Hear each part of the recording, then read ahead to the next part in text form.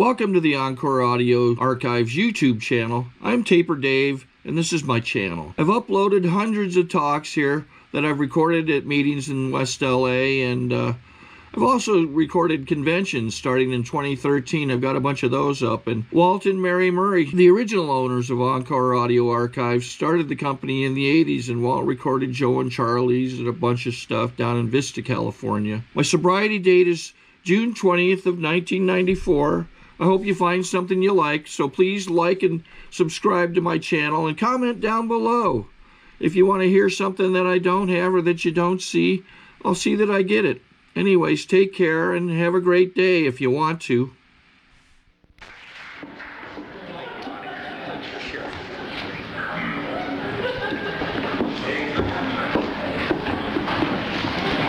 Hi, my name is Frank and I'm an alcoholic. I'm happy to be here, and I want to thank Mike for asking me to come down and share tonight, and Bonnie, thank you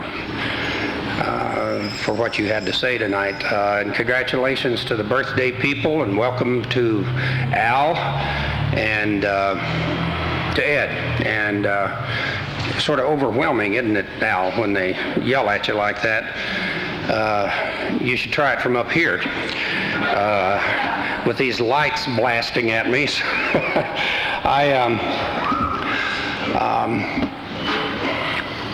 you know what you said, you remind me of something I hadn't thought of for a while, about leaping for the tree. What I'm going to relate to you, I hadn't leapt for a tree, but I was living in South Laguna out on the cliffs, and I had gone down one Sunday morning to try my hand at surf fishing, which is real clever in these big rocks that I was living in. And I was on the cliffside, and there's a detached rock out in the ocean about 8 feet away or 10 feet, something like that. And I was up higher, so I decided to jump out there. I'd been on this rock many times, but I hadn't jumped from the cliff. I mean, it wasn't that far down. It was only like 8 or 10 feet, something like that. But when I landed, I hit a little rock, a stone underneath my foot, and snapped my foot in about 3 places high.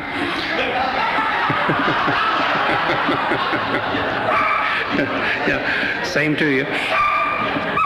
And you know, it was very dramatic. I wasn't even drunk. I'm sure I had been the night before. I don't remember, but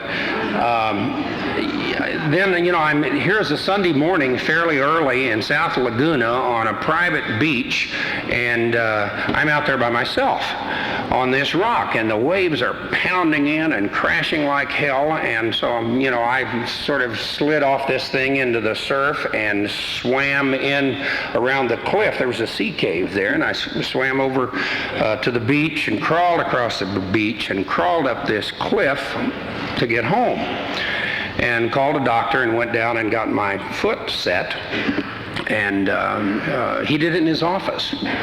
And then that afternoon, this lady I knew that I'd worked with for years, and she and her mother decided to come down and visit me, so they were my drinking buddies. And we went to a place in Capistrano Beach called Brown's, which was a real dump. I mean, I loved it. It was a dump and a beer joint. And we three were probably, you know, the only English-speaking people in the place, which was fine. And Arlene started trying to teach me to do the twist. This was several years ago, obviously. And I have new crutches and a cast, and I'm trying to learn to do the twist. And I was fine, and I got home that night, and they left, and I fell down the stairs and broke my cast. And had to go to the doctor again the next morning and get a new cast. Fortunately, I didn't re-injure my ankle, and so I got a new cast. And I had quit my job several months or years or something before and gone to graduate school, and so I decided, well, I can go on to school and with my new cast, and I got to school and parked in the parking lot and tried to walk up a hill, and it started raining. and my new cast melted because those were the days of plaster. And so I went back to the doctor and got another cast, And now, here, this is 3 times I've seen this guy in 24 hours or something like that.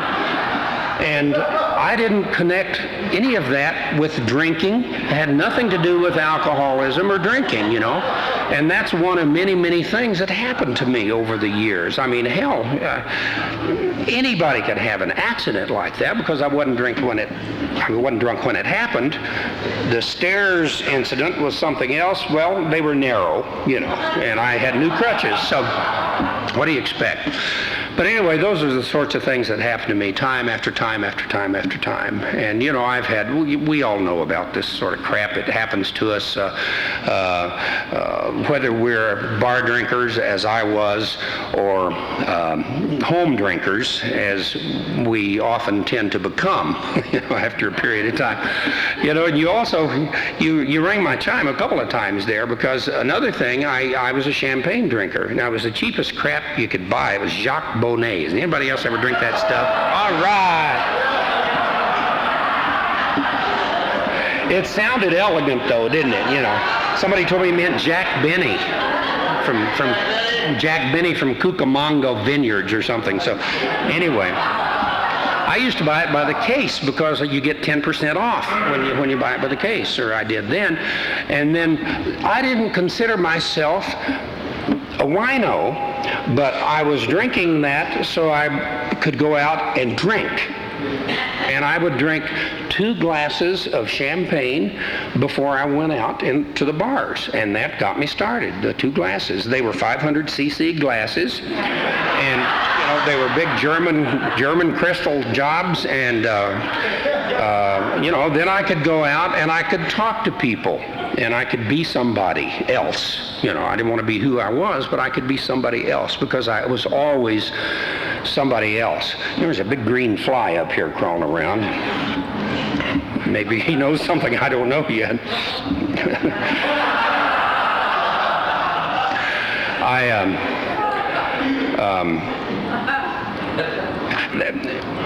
And I'm not going to tell you a lot of other stories about that because, it's my life was not very exciting. It was exciting enough for me. It got me to Alcoholics Anonymous, but I didn't, lie in a strip cell in San Quentin throwing feces at the guards or anything like that, as a friend of mine has done. And I was just sort of I'm an Okie farmer who ended up in California. Sorry, folks. And, started to prove that I could drink like the older people. And I never got to the point where I could, you see. I could drink like some of the older people, my friends that are now in Alcoholics Anonymous, but I had to do this to be able to relieve myself of all my fears and my inhibitions and the problems that I was having. And I didn't know I was having problems necessarily then, but the booze was relieving whatever they were going to be because I was going to have problems. I guess I figured that out. When I was in college back in Oklahoma, I had started drinking. I didn't start drinking until I was 17 when I got out of high school, and I went to college, and they started trying to teach me how to drink.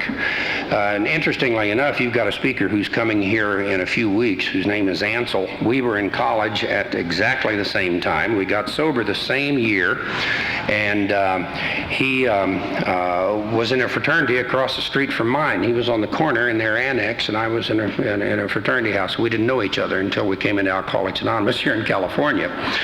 And of course, his Okie accent's worse than mine, or better. I don't know which it is, because he makes a living with it. and I don't. But anyway, you know, I started drinking in college and started trying to control and enjoy it, and people even then were telling me that I shouldn't drink so much. Why did I do the sorts of things I did when I drank? Because when I drank, my mouth would start going like a hummingbird's rear end, and no telling what I would say, you know, because I could say almost anything at any time to anybody. I almost got thrown out of my fraternity in college. They made me social chairman. They always make the boozers the social chairman, you know. And I ended up as social chairman, and I remember Oklahoma was a dry state, incidentally, then.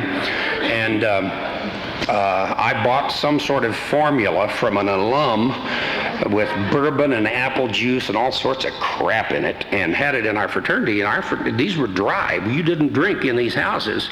And that night, at our big party that we had, the president of the college came over. Our house mother, they all got a little tipsy because it was wonderful stuff, you know, and they were drinking this stuff, and everybody got loaded in the house and couldn't figure out what it was because, you know, you just didn't serve alcoholic beverages. And I almost got kicked out of the fraternity over that one, but somehow, you know, there were more drinkers than non-drinkers, so I guess, and they let me stay. And then this, you know, things just went on and on and on. I've been directionless most of my life and just floundering around out here with no compass, you know, in life, and not knowing where I was going or how to get there. And my family, you know, this farm that I'd grown up on, my mother had finished the 6th grade, my father had finished the 3rd grade, and my dad died 54 years ago, the 16th of this month, and I saw him die. And then my mother set about trying to rear 3 children on this dirt farm in southwest Oklahoma. And she did a good job, but I didn't know it, because whatever she did, it was never enough. Nothing was ever enough. And you can see by looking at me that I've still had that problem with certain areas of my life, such as Haagen-Dazs ice cream and you know, things such as this. So as soon as I got out of high school, I left home and went off to college and tried to work my way through, and I made the basketball team at Oklahoma State University, the freshman basketball team. And then I quit because I was afraid they would find out that I wasn't good enough to make the team. You know, does that make sense to anybody here? That I'm in the right place, because you know, and I could have, I don't know whether I would have gone on, you know, into varsity and this sort of thing, but I was a good athlete, and I used that ability, my athletic ability and my leadership ability and things such as that, to open a lot of doors as time went on, because in high school I lettered in baseball, basketball, and track, and I was president of the student council and the senior class and all this stuff. And when you're out interviewing for jobs, people who interview you, in particular in the sales area, like people like that because they think jocks are aggressive and you know, if you're a leader you can go on and do anything. And see, I didn't tell anybody, however, that there were only 24 people in high school.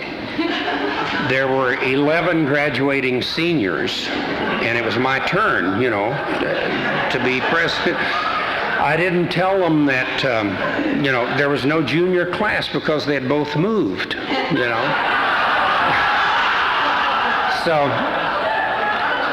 just little sins of omission, see.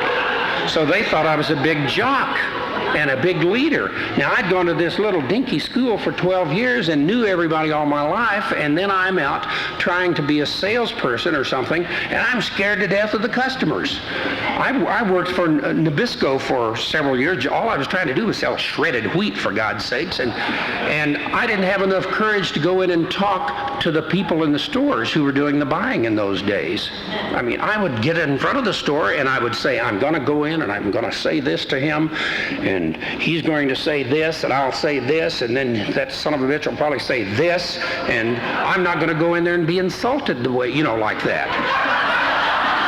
And I would leave.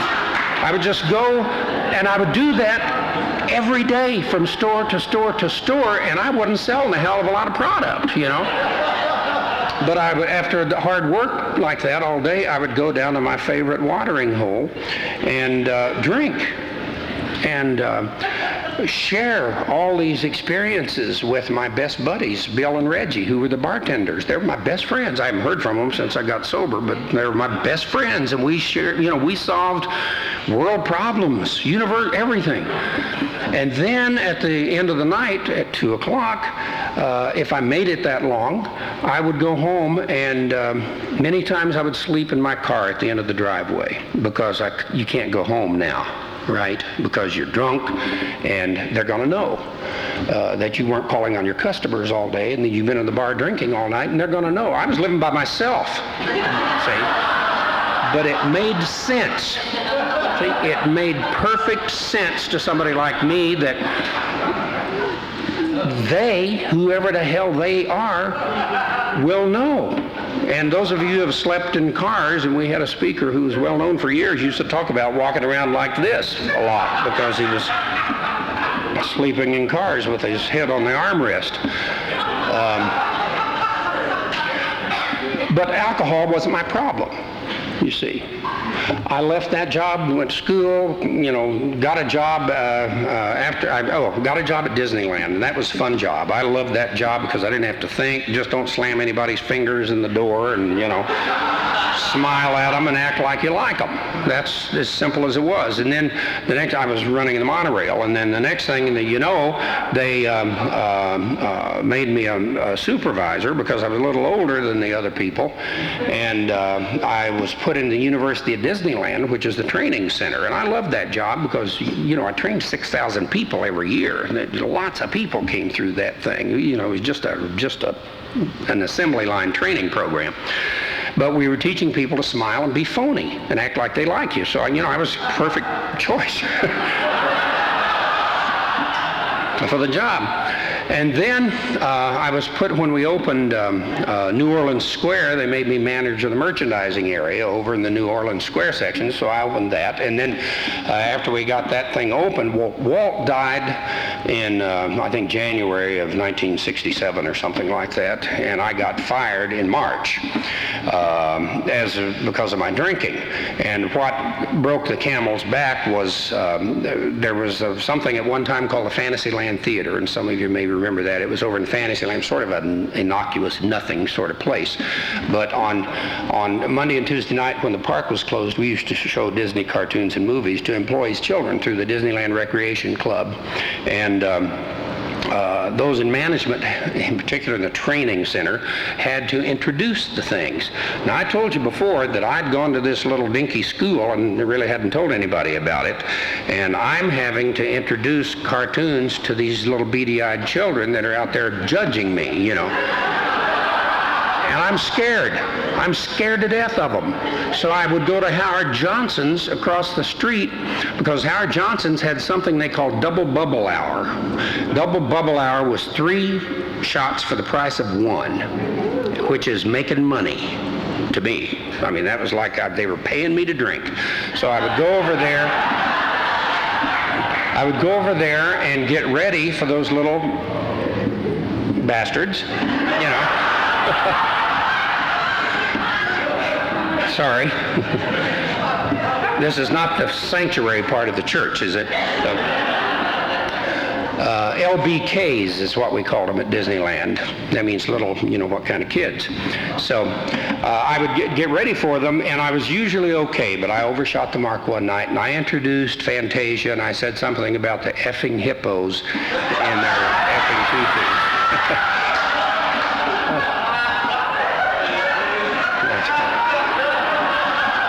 That's at the Magic Kingdom, and they don't like it. I don't think the kids minded, but the parents objected to it, and they took my pixie dust away from me and sent me out into the cold, cruel world.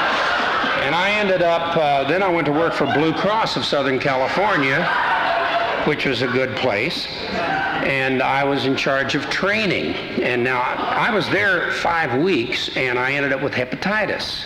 Had nothing to do with drinking. I mean, I ate dirty lettuce from Mexico or something, I thought. And I ended up in the hospital and in, quarantine and all that sort of thing with hepatitis. And then I went back to that job, and for some reason, I could never cut it. In 13 months, they fired me. They said I was inadequate. That hurt. Because I knew I was inadequate, but I couldn't admit it to anybody, and I'd always known somebody sooner or later would find out I was inadequate and inferior, because I've always felt that way too, and you know how that is. Most of us, I think, go through those sorts of feelings, and I lost that job. But they gave me 2 weeks where I could stay and look for something when I wanted, and I did, and I found another job, and I lied my way into a human resources job at Carnation Company, and I stayed there for 23 years and was promoted up the ranks and ended up as director of human resources for that company. And for the first 3 years I was in the job, I drank, and I drank a lot, and almost got fired because of my drinking. And I'm not, again, going to go into a lot of that, but I'm going to tell you about the last one. And the last drunk I was on was not the worst one I've ever been on. It was probably the best one, because I came to Alcoholics Anonymous as a result of it, or indirectly. But I started drinking in San Luis Obispo because I was at the college there, at the university, interviewing graduating students, and I only had a couple of interviews in the afternoon, so I rescheduled them for the morning. And then I had the whole afternoon before my 5:30 flight on this little puddle jumping airline out of San Luis Obispo up north, going north. And so I went to the Madonna Inn and I drank for 4 or 5 hours to get ready for that flight, you know, and I was ready by the time the flight left, and I ended up, I think, in San Francisco, changing planes and drinking, of course, between planes, and then flying on to Sacramento. And when I got to Sacramento, they rented me a car, which was their big mistake. They just didn't know it, and fools that they were. And I drove to Davis, where I was going to interview at the University of California, Davis, the next day. And I got to Davis, and I rented a motel room without checking to see if it had a bar. And when I checked in, I asked him where the bar was, and he said, we don't have one. So I asked him where the best restaurant in town was, because I wanted to impress this guy with my big shot-ism. And you just can't say I'm a big shot. And I mean, I was the only one that thought I was anyway, but so he told me where to go, and I mean to eat, and I went. And I was in and out of blackouts or brownouts or whatever you want, fade outs that evening. And I had a split of wine with my meal because I'd seen it on television, and that was impressive for an Okie beer drinker, you know, to have a split of wine, which is this big, tiny, teeny thing. But people were impressed because I could have a little glass with the stem and, you know, have my pinky up, and they would think I was, who was this stranger, you know, really, because they all wanted to know who I was, obviously. The next thing I know, I'm talking to a sheep herder somewhere. And I think it was in that bar. I'm not sure. It could have been somewhere else. I hope it wasn't out among his flock. And then the next thing, I remember the police are pulling me out of my car, which is brutality as far as I'm concerned. When you're arrested, that's police brutality.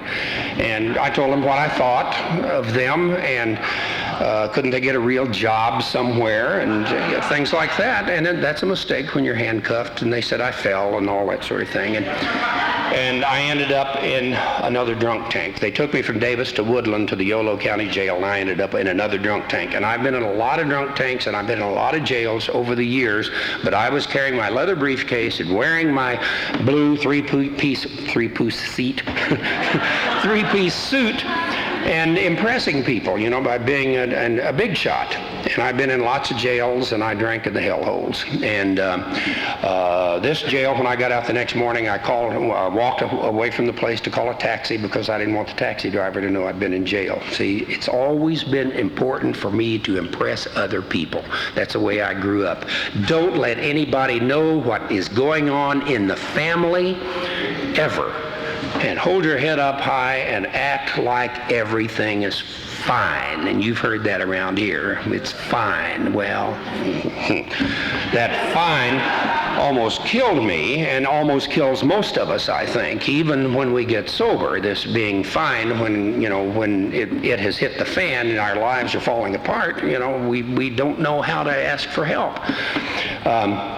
Well, anyway, I got out of jail, got the taxi, went down, found my car. I didn't know where it was, and, of course, and I couldn't describe it, and I was acting like I knew all that stuff, which had gone on and on before, many, many times, And I got to work late, and that day I had, I guess, sort of a spiritual awakening in a way, a moment of clarity, as we say, but I didn't know it was a moment of clarity because nothing was clear in my life.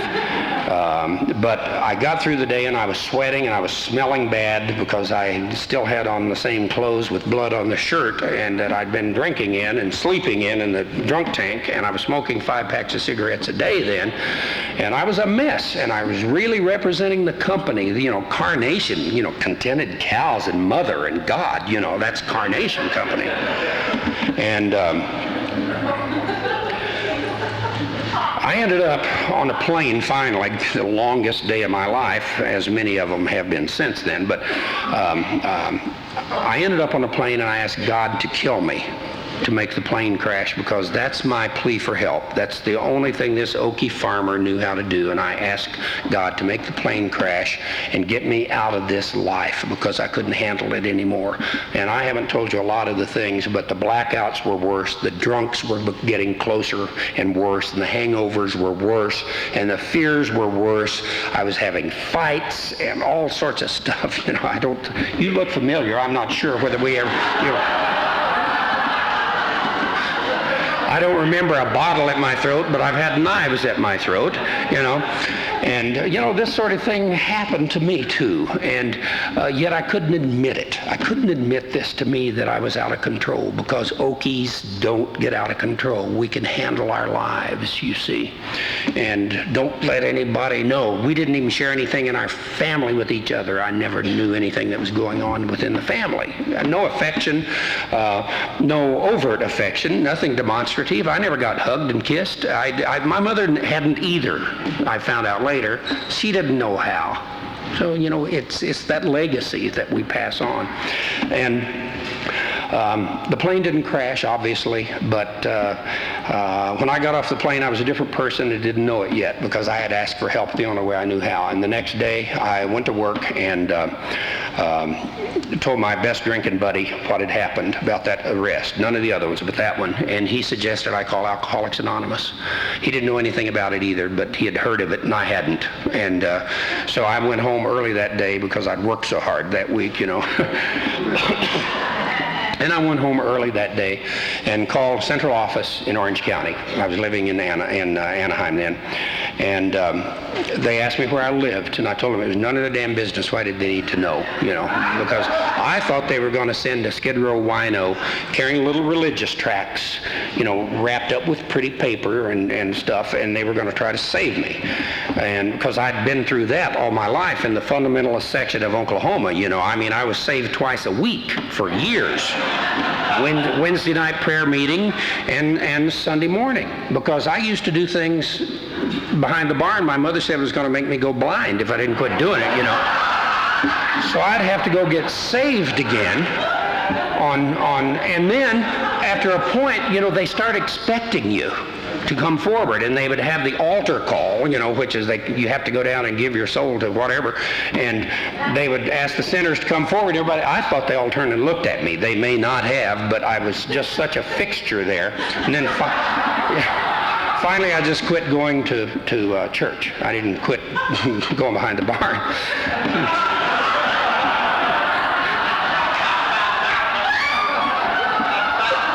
I'm also feeble-minded, So anyway, this God bit, I was asking something I didn't believe in to save me, or to make the plane crash. So then when I called central office and they asked me where I lived, and I told them it was none of their business, why did they need to know? They told me, so we can tell you where to go to a meeting that's close to your house. So they told me to call the Atlanta Club. I lied about where I lived by a couple of blocks just in case. And then they told me to call the Atlanta Club in Anaheim, and I did. And another Okie picked up the telephone because I understood him. He said, "Can I help you?" I know what that means. I said, I don't know whether you can help me or not. And he said, well, do you have a drinking problem? I said, I might. He said, well, can you drive a car? I said, yes, I can drive a car. He said, well, do you have one? I said, yes, I have one. So, and I knew what he looked like. He looked like my Uncle Bob. I knew that. He was a slob wino. I could tell by his voice. So he said, well, my name's Dean Flowers. Come on down here. And I said, my name's Frank Sloan. Okay. And he had told me he was an alcoholic, you see. And I hadn't admitted it, but I'd said I might, have a problem. So I wore my suit, and I carried my briefcase, and I drove to this club, and I parked my car so they could see the front fenders, because that was impressive if they didn't see the whiskey dents in the back fenders. I was fine, So I parked my car and walked in, and it was about 5 o'clock by then, because as I said, I'd gone home early. And the only person in the club was a captain in the Air Force, and the wino wasn't there. So I, in my best attorney's voice, I'd written down the guy's name on a piece of paper, as any attorney would, and I said, my name is Frank Sloan, and I've come to see Dean Flowers. And the captain in the Air Force looked at me and said, I'm Dean.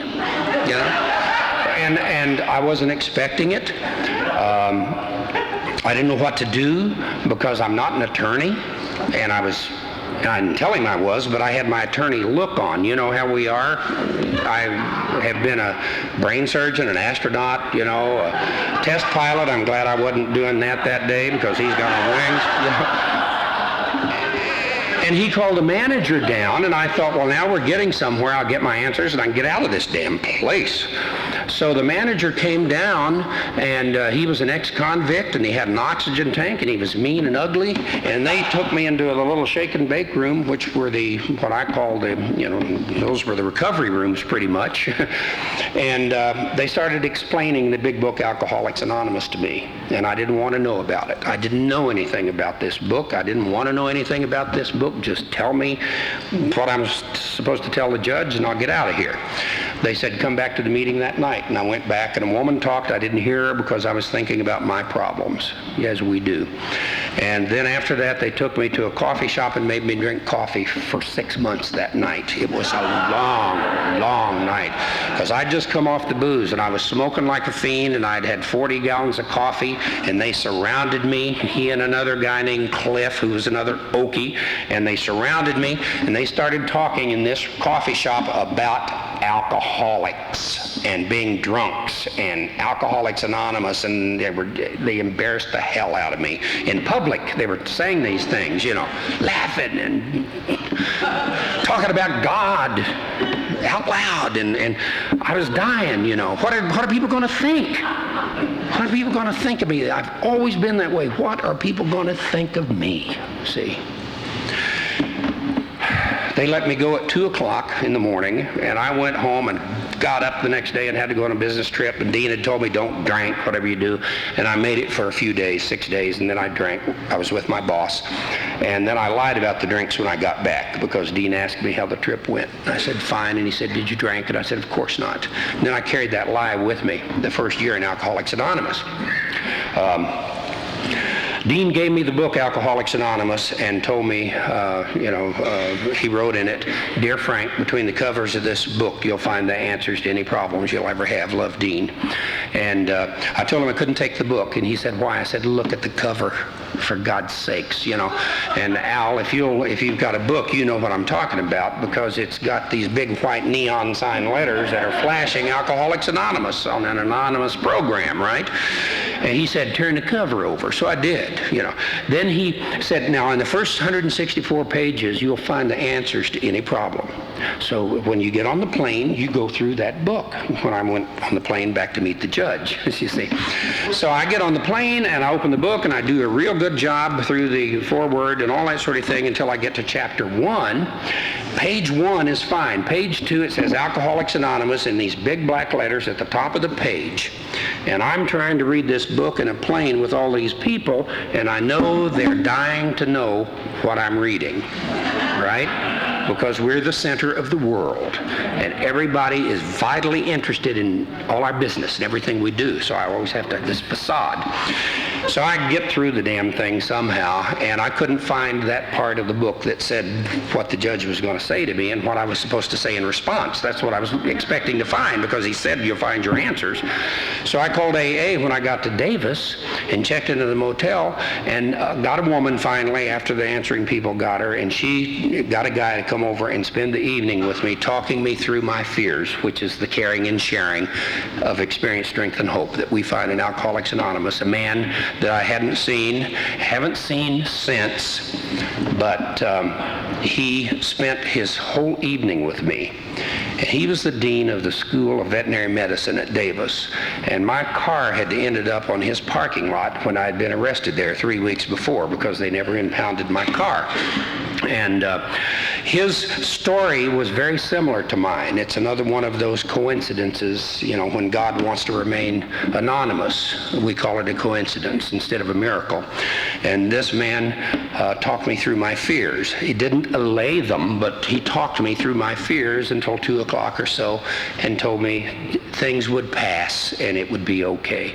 And the next morning I talked to the judge, and he took my driver's license away from me for a year, which was I didn't have to go to jail, and I was supposed to. And then because I need a driver's license in this job, because I traveled the United States and Canada for the company, then I had to lie for a year and make sure I had a trainee with me everywhere I went. And then that year I went to meetings every minute, because Dean took my car because he had a driver's license and his car wasn't working, and I had just the opposite. And so we went to lots of meetings, and I started hearing things. Nothing that I thought that was of great importance at the time, except that I sort of enjoyed your stories. You know, I mean, God, people talked about things I couldn't believe.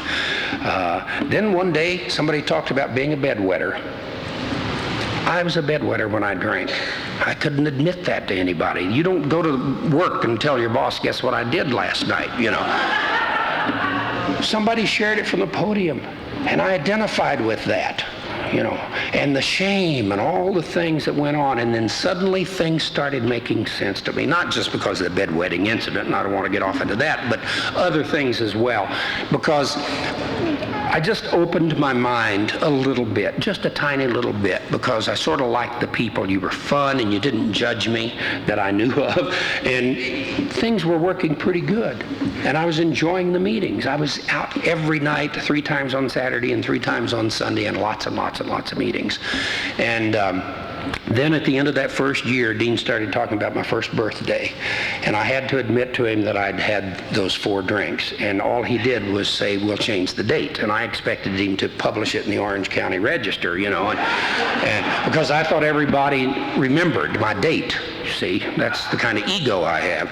And then I told my boss I was going to Alcoholics Anonymous, and he didn't fire me as I had expected, because, see, I was still ashamed of being an alcoholic. I still hadn't accepted deep down inside that I was an alcoholic, you know, in my innermost self, until about the end of the first year. At the first New Year's party, which was just before my birthday in January, this woman came up to me. Dean bought me a ticket and said I had to go, and I said, I'm not going, and he said, I can't get my money back, you gotta go. He lied, and I went, and I said, I'm not gonna have fun, and I didn't. I sat on a bench there, and then this woman named Sue came over to me, and she says, honey, get up and down. I'd heard her talk. She had 8 years sobriety. She scared the hell out of me. She was a nurse from Alabama, redheaded. She says, honey, get up and dance with me. I said, I can't. She said, you get your ass up here and dance with me, and I did, because I am. And I kept dancing, and I still do. And I found out that nobody knows how to dance in AA. Nobody's looking at me because you're worried about me looking at you and all that sort of stuff. So don't, you know, no big deal. But because of those things, I was able to say, you know, I'm not so bad. Then I had to make amends to a young lady I tried to rape. She was a nationally known ice skater. Her name was not Tanya or Nancy. She was well known in the figure skating areas, and she was 18 years old. I took her out for her 18th birthday. Her folks were going to come down the next day, and I got drunk and tried to rape her. This was in December, before I got sober in January. And at the end of that first year, before I'd done any of the steps, all of a sudden I have to do the 9th step, and I'm trying to make amends to this girl. And I flew back east where she was now teaching skating to make amends, and found out I hadn't tried to rape her at all. I just thought I was a big shot rapist for a year, And she said I couldn't have, probably, and I couldn't have, in more ways than one. And I asked her why she left. She said, because you were a slob and I couldn't stand to be around you. That's why.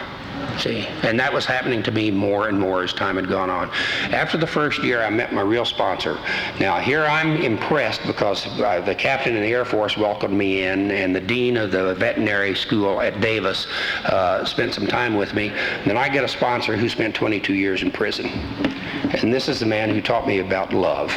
He taught me about this program of living we call Alcoholics Anonymous, Chapter 5, and how it works. And this is a man who welcomed me into his family, and he loved me, as we say, until I could start loving myself. And it took a long time, and that poor guy had his work cut out for him, because I wasn't worth being even an Alcoholics Anonymous, because I thought that I was the worst scum that had ever existed. And then I started admitting a few things. When we started going through the steps, the freedom started occurring in my life. Glimpses of it, just glimpses of it. But the truth will set you free. See? All of a sudden, I started realizing that those Southern Baptists back in Oklahoma, they used to say that. The truth will set you free. God is love. And I realized that you guys had shown me where God was. You said it's an inside job, number one, and I was looking somewhere else all those years. You said it's an inside job. And you said that love will set you free, and God is love. So if people are loving me and I'm loving them, then I guess I'm loving God, because I didn't want to believe in God. I'd tried not to believe in this fundamentalist God, and I'd told people I don't believe and I won't. And I was 8 years sober, and I was reading chapter 4, and that chapter told me that God was in here. And then I understood what Chuck Chamberlain used to talk about when he said it was an inside job. And so if I'm hating you, then I'm hating me and God. And so I try to love you, and that's as simple as it is. You see, God has never talked to me from a burning bush yet, except during the fire season, tells me to get on the roof and water, or something. But a lot of things have happened in my life, a lot of good things and a lot of bad things that turn into good things as time goes on. Tonight, for instance, a friend called me earlier this week. He was going to come over with me tonight. He's in a living arrangement of some sort. I don't know whether it was a 12-step house, whatever it was. And this guy I've known for about 15 or 16 years, I think. I was on the board of directors at a recovery place out in the desert called Lost Heads, which is a good name for a men's recovery house, or a recovery home. And I met this guy then, and he got kicked out for some reason, and then he came stayed at my house for a while, and we've been friends off and on over the year. Well, we've been friends all the time, but I see him off and on. And he's never been able to put maybe a year sobriety in all this time. And he's one of these guys that he loved people. He's that kind of guy, and you just loved him because he's just so open. He's childlike. He's childlike. He was coming tonight.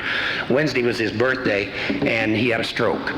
And I called last night to try to get him from where he was, because I didn't know this. And then this morning I called, and the woman told me. I said, well, I was his AA. She asked me if I was a member of the family. I said, what's happened? I was his AA sponsor at one time.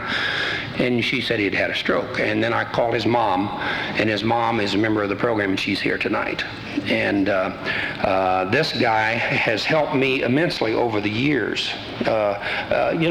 We serve as good examples by being bad examples sometime. And Bill's a wonderful guy. He just couldn't quite put it together. His brother's also here tonight, and I think his sister's in the program. So there somehow, because of Bill, perhaps, the rest of the family is finding a sober way of life. And this is this is the message, if I have a message tonight, that this is the way this program works. You know, God is love, and you know, all I have to do is try to love you guys, and that love comes back to me tenfold. I can never repay what's happened, what I've been given. In Alcoholics Anonymous, I lost that corporate job, you know, and it took me 2 years to stop thinking about a letter bomb, you know, to the building. You know, when Nestle bought Carnation Company and they consolidated all these companies, some of us lost our jobs, and I can accept it today because a lot of interesting things have happened since. I opened a business in Seattle. I moved to Seattle. I moved back because the people didn't have any money that I was running it for, and went to work for a friend in the program. I ended up selling glue machines, and I don't know one end of a glue machine from another one, but for those of you, they're industrial machines for manufacturing. You know, the flaps on six-packs, they're sealed, you know. Okay, now you know. High-speed stuff. And then at the first of the year, I retired because I had so much earthquake damage out in Simi Valley where I live, and I also have a place in Northridge that's pretty bad. And so I'm trying to take care of those things a day at a time.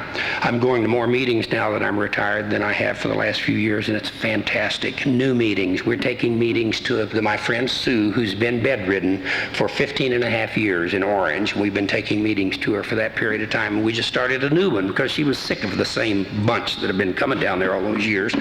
And, you know, so we started a new one with new people, and it's great. You know, it's another shot in her eye, and she's still sponsoring people. She has 32 years sobriety now, you see, and she's helping people. That's the way it works. All I'm trying to do is to be the kind of gentle person my sponsor, Wes, was. He's been dead 9 years now. And I want to be a gentle man, a gentle person, and a loving person. And you've heard that thing that it's better to be loving than to be right. And I try to be that way. You know, I still tend to flip people off on the freeway occasionally, and not as much as I did years ago because they shoot you now, and I'm afraid of things like that. So, you know, all I do is put one foot in front of the other one and try to be a friend and do what I'm asked to do on a daily basis. And, you know, it works pretty damn good that way. You know, lots of good stuff happens. When my mother came to visit me for 2 weeks, she stayed 14 years. And I learned to love her and find out she was a nice lady. I'd never given her a chance. And she was a nice, warm, outgoing person once I allowed her to be herself. She was great. She got Alzheimer's, and you people got me through that because I thought she got it to get even or something. You know, that's just the way my head went. The first 4 years, I went through a lot of crap with it. And then you said, you know, there's nothing she can do today that God can't handle for you if you will allow it to happen. And I learned to do that, and we were able to keep Mom with us, and everything, when she died, things worked out, you know.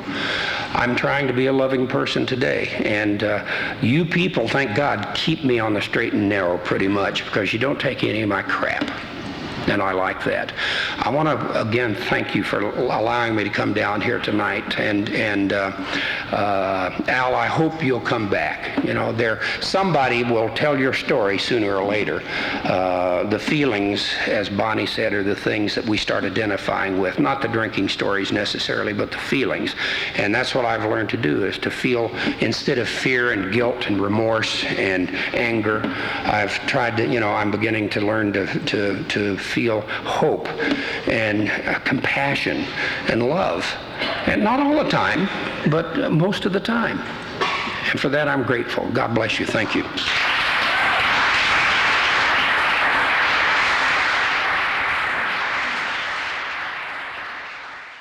Sorry to interrupt your viewing. Taper Dave here. Just wanted to take a second to ask you to like and subscribe to my channel. Let me know if you like what you're listening. I've got some very good talks here, and this one's a great one. Just curious, do you think this is better than Zoom? Tell me what you think. Okay, this is how I prepare my drone for launching. I like to do it inside the cab of my truck so I'm not standing outside in the weather. to install the joysticks for control, up and down, right and left, powered on. I have an Android phone that I use to connect it to the drone with, and it's actually controlled through the iPhone, through an app. Oops, wrong way. It's actually controlled through the iPhone, or through this Android phone, through the app. It's actually controlled through the Android phone through an app, and you connect it through this short connection right here.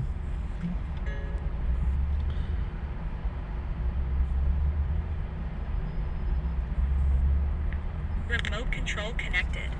Remote control is connected. So I pull out the drone. I have to extend the legs. Long legs extended first, then the short legs. Remove the gimbal protector. Set that aside, then power it on one short burst, then one long burst. I lay it down. So I have to go to calibrate. So the drone's not connected yet. It shows you here as this drone gets disconnected, even though the remote's powered on. So the drone has to establish it's connected. So I go into the app to calibration mode. First I'll calibrate the remote controller. Start calibration. Out, in, oop, out, in, up, down, and then this little wheel is to control the gimbal. So it's calibrated. Go to gimbal calibration, start calibration, and then it calibrates the gimbal.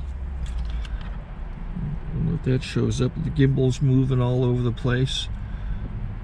Changes, you can see it on the video. And I'm calibrated to take off. It's acquired 7 satellites at the moment. There are 26 satellites up in the sky, which it has to acquire before you can take off. So it's connected. It's got enough satellites. This is white. I can go to press this little arrow button, swipe right to take off, and it would start the motors if I slid this to the right. But I'll wait till I get outside. Don't want to do it inside.